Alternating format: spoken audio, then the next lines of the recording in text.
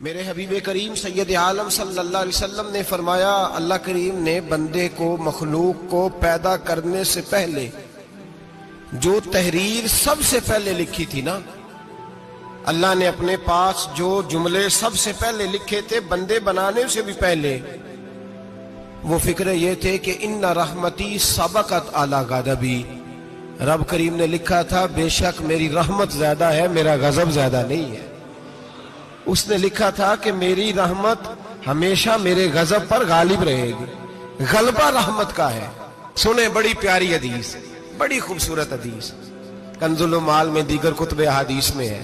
حضرت ابو ہریرہ رضی اللہ تعالیٰ عنہ فرماتے ایک بابا جی نبی پاک کی بارگاہ میں آئے، اور جب وہ واپس جانے لگے تو میں نے عمر پوچھی تو عمر تھی 96 سال۔ کہتے ہیں بزرگ جب آئے نا تو یہ بھویں جو ہے نا ان کی سفید ہو کے تو یوں آنکھوں پہ آ گئی، بڑی چھڑی بابا جی نے پکڑی ہوئی اور دونوں ہاتھ پکڑ کے نا چھڑی کے اوپر جھکے ہوئے ہیں ایک جانب، قربان جاؤں۔ کہتے ہیں جب وہ بزرگ مسجد میں داخل ہوئے تو میرے رسول نے کھڑے ہو کے استقبال فرمایا، کھڑے ہو، اور نبی کریم صلی اللہ علیہ وسلم نے آگے بڑھ کے بابا جی کو بازو سے پکڑا اور بٹھایا۔ حضور بیٹھ گئے، کہا بزرگوں کیسے آئے ہو؟ تو کہتے ہیں وہ بابا جی بات کرتے تو آنکھ کھول کے پہلے حضور کا چہرہ دیکھتے، پھر وہ بات کرتے تو ان کے لب و لہجے کے اندر بڑی پریشانی، بڑی تکلیف، بڑی مایوسی۔ عرض کرنے لگے یا رسول اللہ، حضور زندگی ساری گناہوں میں بیت گئی ہے، حضور غلطیاں ہی غلطیاں، یاد ماضی عذاب ہے، یا رب چھین لے مجھ سے حافظہ میرا۔ اے اللہ کے رسول بڑی لمبی فہرست ہے، پاپ ہی پاپ ہے، کالے سیاہ دفتر ہے۔ یا رسول اللہ صلی اللہ علیہ وسلم جب پلٹ کے دیکھتا ہوں حضور مجھے نیکی دکھائی نہیں دیتی۔ حضور اس عمر میں آپ کا ایک صحابی ملا ہے، اس نے بات سمجھائی ہے تو تھوڑا خیال آیا ہے، لیکن یا رسول اللہ صلی اللہ علیہ وسلم اب میرا وجود بیکار ہو گیا ہے، حضور بوڑھا ہو گیا ہوں۔ تین باتیں کہیں بزرگوں نے اور نرالی کہیں، کہنے لگے یا رسول اللہ صلی اللہ علیہ وسلم، حضور اب تو میری کمر بھی سیدھی نہیں ہوتی کہ میں نماز ہی صحیح ادا کر سکوں، بوڑھا ہو گیا ہوں۔ یا رسول اللہ صلی اللہ علیہ وسلم اب میرے اندر طاقت نہیں کہ میں محنت مزدوری کر کے صدقے اور خیرات دے سکوں۔ یا رسول اللہ صلی اللہ علیہ وسلم اب میں تلوار لے کے جہاد بھی نہیں کر سکتا، حضور نہ میں لمبی نمازیں پڑھ سکتا ہوں، آقا نہ میں صدقات و خیرات دے سکتا ہوں، محبوبہ نہ میں دین کے لیے کوئی جہاد کر سکتا ہوں، بیکار وجود ہے، بیکار بیکار وجود کو تو گھر والے برداشت نہیں کرتے، بچے دعا کرتے ہیں یا اللہ ابا جی کو پردہ دے دے، اماں کو پردہ دے دے، بیکار ہو گیا ہوں، اور آج آیا ہوں تو مجھ بیکار کو میرا رب قبول کر لے گا؟ آج کلمہ پڑھوں تو بیکار ہوں، کسی کام کا نہیں، نہ نماز نہ صدقات نہ جہاد، قبول کر لے گا؟ حضرت ابو ہریرہ فرماتے ہیں جیسے برسات میں بارش کی جھڑی لگتی ہے، یوں مصطفیٰ کی آنکھوں سے جھڑی لگ گئی، حضور کھل کے روئے، کھل کے۔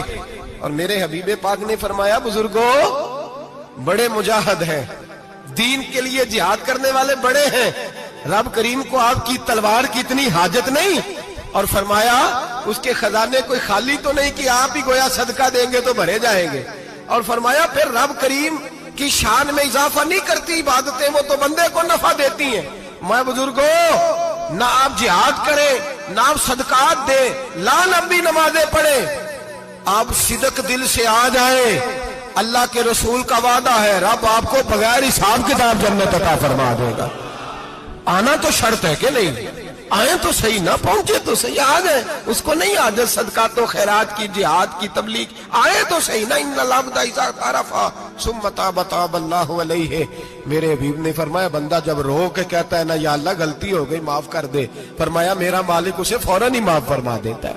تو آ تو صحیح، تو آتا ہی نہیں، تو آ ہی نہیں رہا، تو گھر میں بیٹھا ہوا ہے، تو سویا ہوا ہے، تو دکانداری کر رہا ہے، تو پیسے گن رہا ہے، تو آیا ہی نہیں، آ تو صحیح۔ بلکہ میرے نبی پاک فرماتے ہیں جب اللہ پاک کا بھاگا ہوا غلام آتا ہے پھر تو اللہ زیادہ راضی ہوتا ہے، پھر تو اللہ زیادہ راضی ہوتا ہے، زیادہ راضی ہوتا ہے، تو آ تو صحیح، پہنچ تو صحیح۔ بلکہ صوفیاء تو اور بات کرتے ہیں، وہ کہتے ہیں تو کبھی بھول کے بھی رب رب کرے تو اللہ تو اسے بھی قبول کر لیتا ہے، بھول کے۔ ملا رومی کہتے ہیں بنی اسرائیل کا بندہ ہے، सनम पत्थर को कहते हैं, बुत को कहते हैं। बुत के सामने खड़ा है और सारी रात कहता है या सनम या सनम या सनम, ऐ पत्थर ऐ बुत, सारी रात पुकारता रहा। रात गहरी हो गई, नींद का गलबा थक गया, सोने के करीब आया तो गलती से मुंह से निकल गया या समद, या सनम की जगह निकल गया। रब करीम ने फरमाया जिब्रील दौड़ के जा, जो मांगता है इसे दे दे। हजरत जिब्रील अर्ज करते हैं मौला भूल के तेरा नाम ले रहा है, भूल के ले रहा है। तो रब करीम ने फरमाया चल नाम तो मेरा ही ले रहा है ना, मेरा ले रहा है ना। या अल्लाह, वो अल्लाह करीम ने फरमाया झूठे के सामने सारी रात का खड़ा है, सारी रात का पुकार रहा है, उसे कुछ नहीं मिला तो सच्चे का नाम लिया है। अगर मैं भी कुछ ना दूं और बुत में और मुझ में फर्क क्या रह जाएगा। जा जो मांगता है झोली भर के दे, नाम तो लिया है ना। ओ भाई तू बहाना तो बनाना, ओ आ तो सही ना, तू यहाँ आ जा, पहुंच जा, आ जा, बस बैठ जा, उसकी बारगाह नाज में हाजिर तो हो ना। तुझे फुर्सत ही नहीं, तू यारों के लिए टाइम निकालता है, बाजारों के लिए टाइम निकालता है, गलियों के लिए टाइम निकालता है, चौकों चौराहों के लिए टाइम निकालता है, हफ्ते में एक दिन होटलिंग के लिए भी जाता है, लेकिन कभी छुप के दो नफलों की तुझे तौफीक नहीं होती। और मैं कई दफा कह चुका हूं, जिस बंदे को बगैर इबादत के रिज़्क ज्यादा मिलने लग जाए उस पर आजमाइश होती है। रब करीम अल्लाह फरमाते हैं इसको पैसे दो, इसे आने ना देना, इसको को चल पैसे दौड़ जा। लोग समझते हैं मैं बड़ा ज़हीन हूं, अक्लमंद हूं, देखो मैं अपनी होशियारी से चालाकी से आगे निकल गया। तो आजमाइश है, ये तो आजमाइश है रब करीम की तरफ से, ये तो उसकी खुफिया तदबीर है। मेरे भाई उसकी बारगाह नाज तक जो आ गया, आना तो हमारी जिम्मेदारी है कि नहीं। फिर उसकी रहमत आगे बढ़ के इस्तकबाल कर लेती है, फिर अल्लाह का फजल उसको थाम लेता है उस बंदे को। और खुदा की रहमत कितनी ज्यादा है। मेरे हबीब करीम सैयद आलम सल्लल्लाहु अलैहि वसल्लम ने फरमाया अल्लाह ने अपनी रहमत के 100 हिस्से किए। हुजूर फरमाते हैं एक हिस्सा अल्लाह ने दुनिया में नाजिल किया है। कितना? एक हिस्सा। फरमाया ये जो माँ बेटे से प्यार करती है, बाप बेटे के लिए मजदूरी करता है, जो बहन भाई के लिए रोती है, ये जो बीवी शौहर के लिए दुआ मांगती है, ये जो बच्चे माँ बाप से प्यार करते हैं, फरमाया ये उस एक रहमत का नतीजा है, एक रहमत का नतीजा। तो सहाबा कहने लगे या रसूलल्लाह वो 99 किधर है? नबी पाक ने फरमाया रब करीम ने संभाली हुई है, कयामत के दिन तुम्हें अता फरमाएगा। अभी तो एक नाज़िल की है, अभी अल्लाह ने हजरत यूसुफ अलैहिस्सलाम के जमाने में कहत हो गया।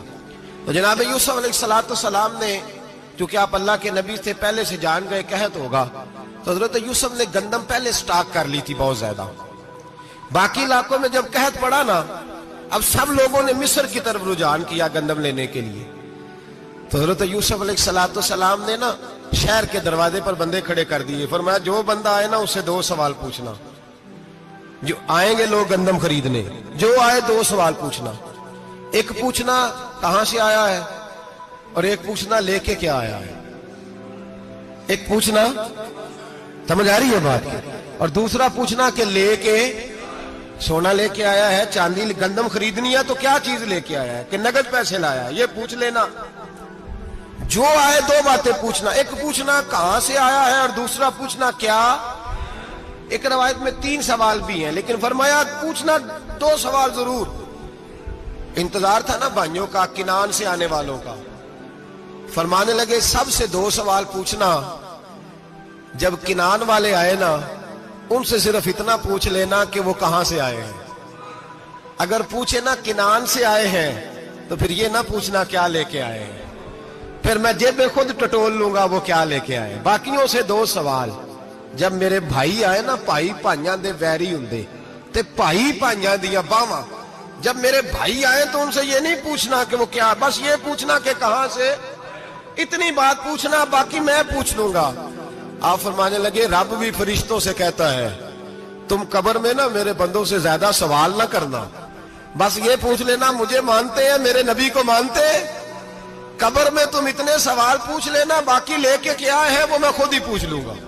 फरिश्तों के सामने रब करीम अपने बंदे को बेआबरू करना, बस तू ये बता दे अल्लाह रसूल को मानता है कि नहीं।